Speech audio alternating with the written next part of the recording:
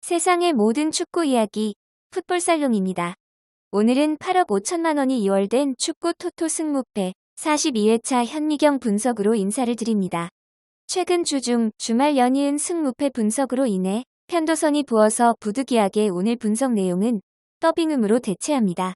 풋볼살롱의 사랑스러운 목소리를 기다리고 계셨을 많은 풋볼살롱 가족 여러분의 넓은 양해를 부탁드립니다. 최근 풋볼살롱의 분석 자료 및 조합픽을 다른 유튜브 채널의 카페, 밴드, 단톡방 등으로 무단 유출하는 사례가 계속해서 발생하고 있습니다. 이러한 무단 도용 사례가 적발되면 법적 대응을 포함한 엄정 조치를 하겠습니다. 1번 경기는 아약스와 베식타스의 경기인데 아약스의 단통 승리로 가보도록 하겠습니다. 기본 전력상으로도 우위인 아약스인데 베식타스가 핵심 공격 자원들 부상이 많습니다.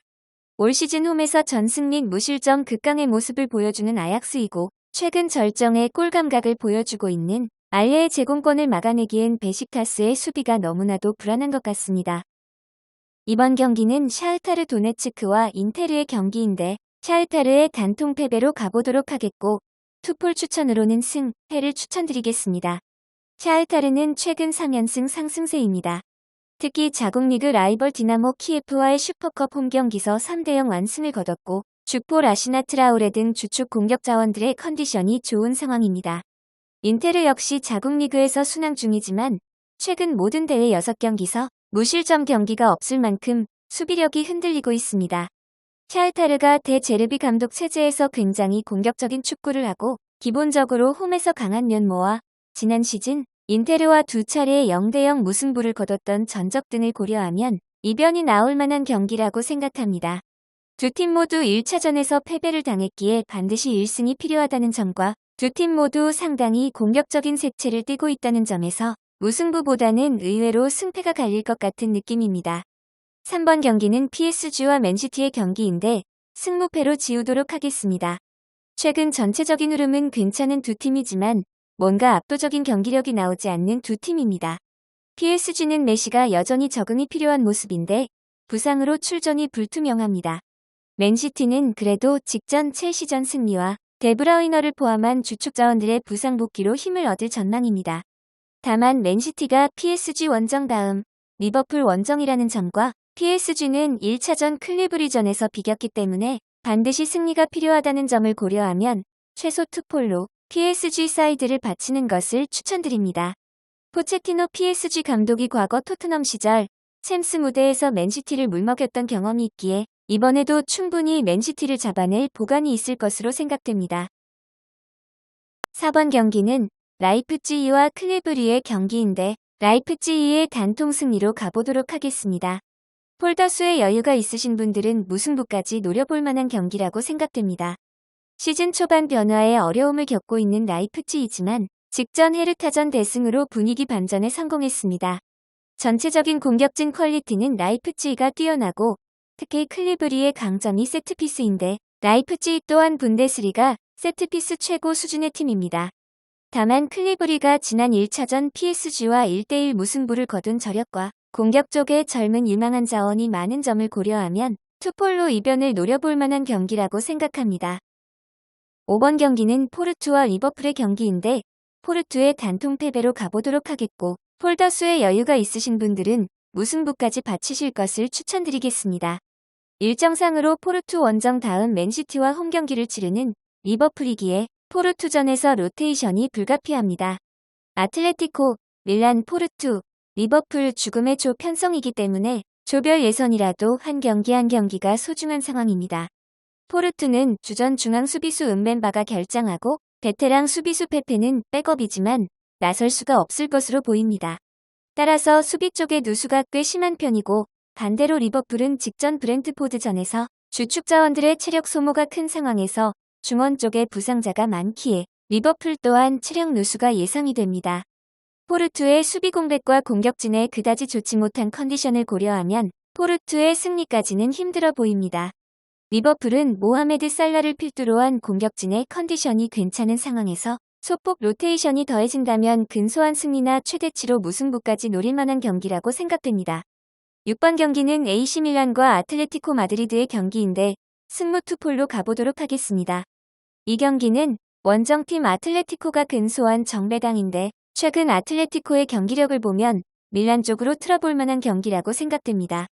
먼저 아틀레티코가 그리즈만 등 공격 영입생들이 팀에 적응하지 못하는 모습이 있고 수비 쪽에선 사비치가 징계로 빠지는 가운데 올 시즌 리그 원정 경기서 4경기 모두 실점을 한 아틀레티코이기에 공수에 걸쳐 전력이 불안합니다. 반대로 밀란은 자국 리그에서 순항 중이고 최근 리버풀, 유벤투스 등 강팀들과의 경기에서도 경기력적으로 전혀 밀리지 않는 모습을 보여준 바 있습니다. 양팀 모두 향후 일정이 아탈란타, 바르셀로나전이라는 중요한 경기를 앞뒀기에 이러한 부분에서는 상대적으로 선수층이 두터운 아틀레티코가 유리하다고는 보여집니다. 무승부를 베이스로 최근 경기력이 나은 밀란 사이드가 합리적 선택으로 보여집니다. 7번 경기는 도르트문트와 스포르팅의 경기인데 승리와 무승부 투폴로 이변을 노려보도록 하겠습니다. 이 경기는 도르트문트의 핵심 공격 자원인 홀란드, 로이스의 부상 회복 여부가 관건으로 보입니다. 두 선수는 금요일 훈련 중 각각 근육, 무릎 부상을 당해 뛽넨글라트바흐전에 결장했고 도르트문트는 0대1로 패했습니다. 현재 두 선수의 출전 여부는 반반으로 보여지는데 이미 조별리그 1차전에 승리를 거둔 상황에서 무리해서 출전을 시킬 것 같지는 않습니다. 조편성이 아약스, 베식타스, 스포르팅, 도르트문트이기 때문에 돌문 입장에서는 그렇게 무리해서 부상 선수를 투입할 필요는 없을 것이라 생각됩니다. 만약 홀란드가 나오지 못하는 상황에서 스포르팅이 핵심 수비수 코아테스의 징계 복귀에 힘입어 탄탄한 수비를 보여준다면 도르트문트가 의외로 골문을 여는데 상당히 어려움을 겪을 수도 있지 않나 싶습니다. 스포르팅이 포르투갈 리그에서 현재 3실점으로 최고 짠물 수비를 보여주는 팀이기에 홀란드가 나오면 돌문 승리, 홀란드가 나오지 못하면 스포르팅의 짠물 수비가 나온다는 가정하에 무승부까지 노려볼 만한 경기이지 않나 싶습니다. 8번 경기는 아탈란타와 영보이스의 경기인데 아탈란타의 단통 승리로 가보도록 하겠습니다. 액면가로는 아탈란타의 우세가 그려지지만 이 경기 역시 사고 가능성이 있긴 합니다. 시즌 초반 부진했던 아탈란타가 최근 경기력과 성적이 살아났지만 공격수 자파타의 파트너 무리엘의 부상 공백이 느껴지는 모습이고 수비 역시 꾸준하게 실점하는 모습을 보이고 있습니다. 반면 영보이스는 스위스 리그 깡패팀답게 최근 연승 행진과 특히 원정 경기에서 6대1, 7대1 대승을 거두며 상승세를 탔습니다. 지난 챔스 경기서 맨유를 상대로 깜짝 2대1 승리를 거뒀기에 자신감도 한껏 충만합니다. 영보이스는 핵심 공격 자원인 엘리아, 시에바체우 같은 선수들이 최근 꾸준히 득점을 하고 있는 것도 고무적입니다. 두 팀 모두 상당히 호전적인 경기를 하는 팀이라 난타전 구도가 예상됩니다. 폴더수의 여유가 있다면 과감하게 이변을 노려보고 싶은 경기이지만 최근 경기력이 살아난 아탈란타의 거센 압박을 영보이스가 원정에서 쉽게 풀지는 못할 것으로 생각됩니다. 9번 경기는 제니트와 말메의 경기인데 홈팀 제니트의 단통 승리로 가보도록 하겠습니다. 이 경기는 공격진 퀄리티에 있어서 제니트가 한 수 위라고 생각되는 경기입니다. 제니트는 최전방에 아르템 주바, 아즈문 같은 골 결정력 있는 선수들이 있고 이선에는 말콤, 클라우디뉴 등 브라질 출신의 기술 있는 자원들이 있어서 공격이 상당히 짜임새가 있습니다. 반면 말메는 장신 공격수들이 꽤 있는데 촐락을 제외하면 최근 공격진들의 컨디션이 그리 좋지 못합니다. 비르만체비치 같은 선수들은 리그 5경기 무득점 침체 중입니다. 제니트는 러시아 팀답게 홈에서 특히 강한 모습을 보여주고 지난 챔스 첼시 원정에서도 탄탄한 수비력을 보여주며 0대1로 패한 만큼 경기력적으로 제니트가 말메보다 위라고 생각되는 경기입니다. 말메가 올 시즌 리그에서 홈보다 원정에서 성적이 좋지 못한 점과 제니트가 말메의 장신 공격수들을 막아낼 만한 충분한 제공권을 갖췄다는 점 등을 고려하면 제니트가 좀 더 유리한 경기를 할 것이라 생각합니다. 10번 경기는 벤피카와 바르셀로나의 경기인데 승패 투폴로 가보도록 하겠습니다. 이 경기는 승무패가 모두 보이는 경기라고 생각합니다.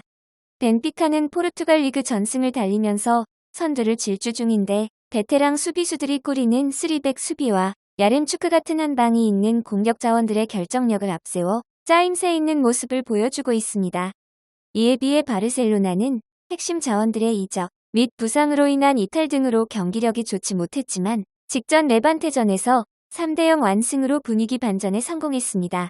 특히 측면의 안수 파티가 복귀하자마자 골을 신고했고 데파이, 루크 더용 등 공격 자원 골고루 활약을 한 것은 고무적이라고 할 수 있겠습니다. 여기에 중원의 프랭키 더용이 징계로 인한 강제 휴식을 취하고 출전하기 때문에 중원에서 바르셀로나가 조금은 경쟁력이 있지 않을까 생각합니다.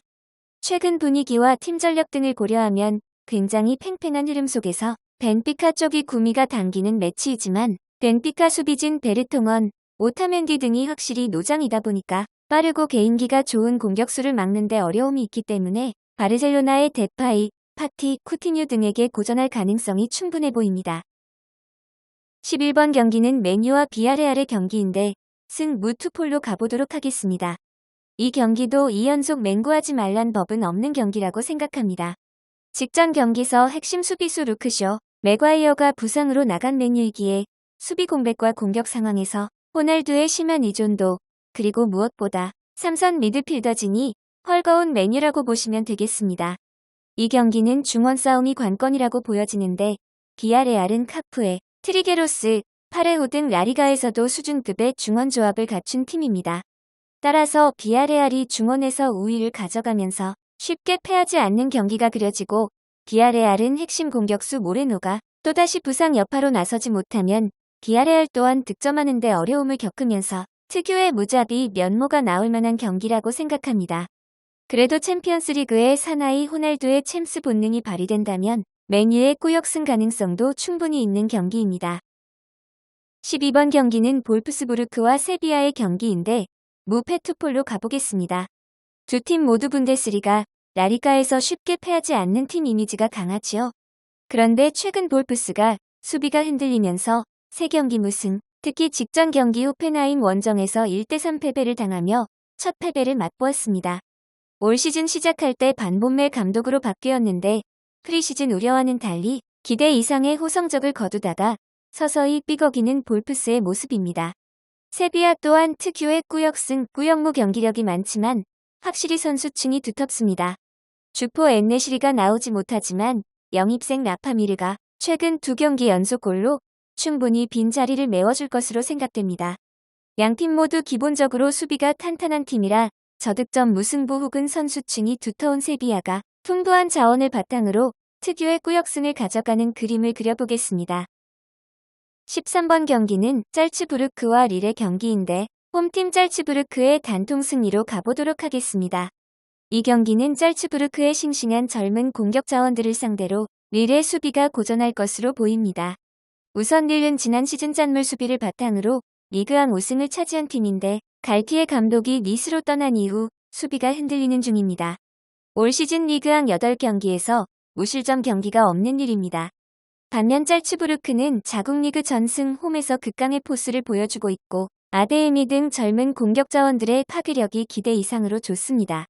짤츠부르크 주전 중앙수비 조합이 빠지지만 현재 릴의 주포인 일마즈, 웨아 등 핵심 공격 자원들의 컨디션이 좋지 못한 상황에서 짤츠부르크가 무실점 경기는 힘들겠지만 화력적으로 우위에 서면서 승리를 가져갈 가능성이 높아 보입니다. 승무패 42회차 마지막 경기는 유벤투스와 첼시의 경기인데 유벤투스의 단통 패배로 가보도록 하겠습니다. 이 경기는 핵심 공격 자원 이탈과 최근 수비가 불안한 유벤투스가 첼시를 상대로 어려운 경기를 할 것으로 생각됩니다. 우선 공격 원투펀치인 디발라와 모라타가 직전 산프도리아전에서 부상 여파로 교체 아웃이 된 유벤투스이기에 첼시전에서 화력 저하가 예상됩니다. 유벤투스는 올 시즌 개막 이후에 세리에 A 경기에서 무실점 경기가 없을 정도로 수비가 불안합니다. 특히 최근 2경기에서는 2골씩 실점하며 수비 불안을 노출했습니다. 첼시의 공격수 루카쿠가 과거 인테르 시절 유벤투스를 상대로 많은 골을 넣지는 못했지만 루카쿠가 포스트 플레이로 수비를 잡아준 뒤 첼시의 퀄리티 있는 이선 공격 자원에게 연결해주면 루카쿠 외에 마무리할 수 있는 공격 자원이 많은 것이 첼시의 공격진입니다. 첼시의 다음 경기 일정 또한 사우스햄튼전이기에 첼시가 이번 경기서 가용한 전력을 풀 가동할 만한 여유가 있다고 생각됩니다. 이것으로 8억 5천만 원이 2월된 축구 승무패 42회차 현미경 분석을 모두 마치도록 하겠습니다. 서두에서 말씀드렸듯 최근 연이은 승무패 일정으로 목 상태가 좋지 않아 부득이하게 더빙음을 사용한 점 양해 부탁드립니다. 끝으로 영상이 도움이 되신 분들은 좋아요와 구독 버튼을 눌러주시면 풋볼살롱 채널에 크나큰 힘이 됩니다. 구독 버튼 옆에 종 모양의 알림 설정까지 해주시면 그 누구보다 빠르게 양질의 축구 토토 프로토 관련 분석 컨텐츠를 만나보실 수 있습니다. 지금까지 풋볼살롱이었습니다. 감사합니다.